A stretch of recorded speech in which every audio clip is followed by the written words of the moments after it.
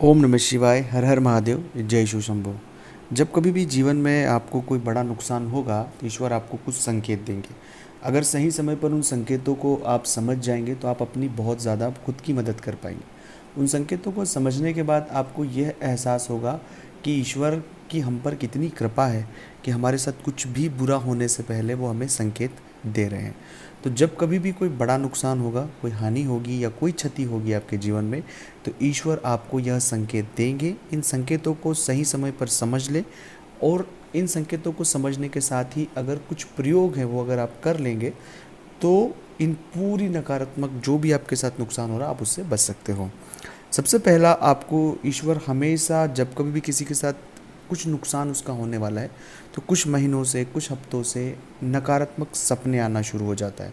बहुत ज़्यादा नकारात्मक सपने अगर आपको आ रहे हैं तो आपको सावधान हो जाने की आवश्यकता है कि हमें कोई नुकसान होने वाला है। उसमें सपनों में इस तरह के नुकसान होते देखना, क्षति पहुंचते देखना, बहुत ज़्यादा चीज़ें, बहुत नकारात्मक सपने आना, और एक दो बार आए तो सामान्य प्रतिक्रिया है, लेकिन अगर बार बार आ रहे हैं तो वहाँ पर क्वेश्चन मार्क है, वहाँ पर हमें सावधान हो जाने की आवश्यकता है। दूसरा, ईश्वर हमें जो संकेत देता है कि आप बहुत ज़्यादा तनाव में रह रहे हैं, बहुत ज़्यादा चिंताओं में रह रहे हैं, बेवजह, कोई वजह नहीं है, छोटी सी बातों का बहुत ज़्यादा तनाव कर लेना कि ये कैसे हो जाएगा, मन में एक भय बन जाना कि अब कैसे चीज़ें सही होगी, किस तरह से होगी।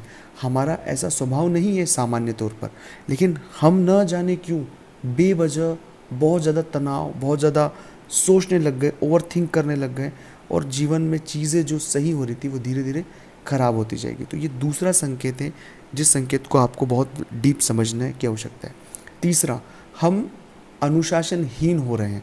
जब कभी भी व्यक्ति अनुशासनहीन हो जाता है तो उसके साथ कोई बड़ा नुकसान हो जाता है। अनुशासनहीन होने से अगर सामान्य जीवन में कोई व्यक्ति उसे नुकसान होता है, एक सामान्य सी बात है, लेकिन अनुशासनहीन होने से मतलब है कि जो व्यक्ति अनुशासन को पसंद करता है वो अनुशासित खुद रहता है, लेकिन वो चाहते हुए भी, न चाहते हुए भी अनुशासन को तोड़ रहा है। उसके जीवन में बहुत सारे अनुशासन होता है, चाहे वो प्रेम में अनुशासन हो, व्यापार में अनुशासन हो, धन में अनुशासन हो। अनुशासन का दायरा बहुत बड़ा है, तो उस अनुशासन को अगर कोई तोड़ता है तो उसे बहुत ज़्यादा आर्थिक नुकसान होता है, और ईश्वर इन बातों का संकेत हमें देता है। चौथा होता है कि कई बार हमारा मन नहीं लगना शुरू होता है। कुछ भी होता है कि मन लगेगा नहीं, कोई काम करो मन नहीं लगेगा, मन में एक नकारात्मकता हावी हो जाती है, तनाव सा महसूस होता है, बुद्धिहीनता हमें समझ आती है कि हमारे विवेक, बुद्धि, अनुभव सब कुछ शून्य हो जाता है।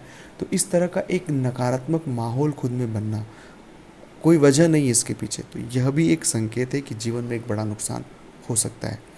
अगला संकेत यह मिलता है कि व्यक्ति नास्तिक हो जाता है, ईश्वर में उसकी आस्था कम हो जाती है, वो भगवान को नहीं मानता है, वो उन तर्कों को ज़्यादा तवज्जो देता है जो ईश्वर के खिलाफ हो। जैसे उदाहरण के लिए कहते हैं कि ईश्वर है तो मेरी मदद करने के लिए क्यों नहीं आए। तो बहुत सारी बातें हैं, तो ऐसे तर्कों को अपने जीवन में उतार लेता है कि उनके मन से श्रद्धा जो है वो चले जाती है। तो श्रद्धा अपने आप में एक बहुत बड़ी पॉजिटिविटी है, एक सकारात्मकता है, और श्रद्धा की जो ऊर्जा है वो ईश्वर की ऊर्जा है।